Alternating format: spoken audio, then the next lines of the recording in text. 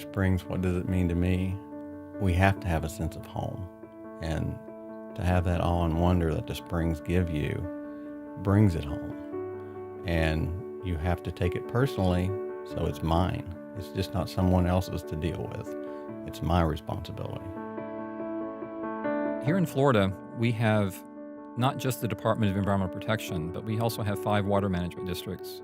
As a team, both the regional water management districts and the state, plus with our federal partners, we all have the same goal of ultimately protecting our groundwater and our surface water resources. And we work very hard to provide access to as many of our citizens and visitors to the state as possible for recreational uses.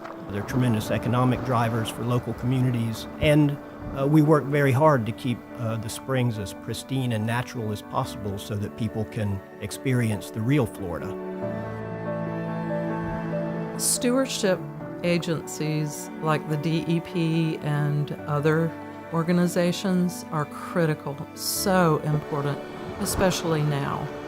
And they are the vehicle that we can educate more and more people about protecting our environment and the springs and all of Florida's natural beauty.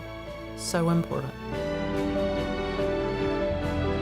Ever since I was a child, I've enjoyed working, seeing the outdoors, experiencing the outdoors, and as I went through and grew up, I realized how sensitive and how fragile some of these sites are. And the obvious issue is to leave it as healthy as possible for our descendants.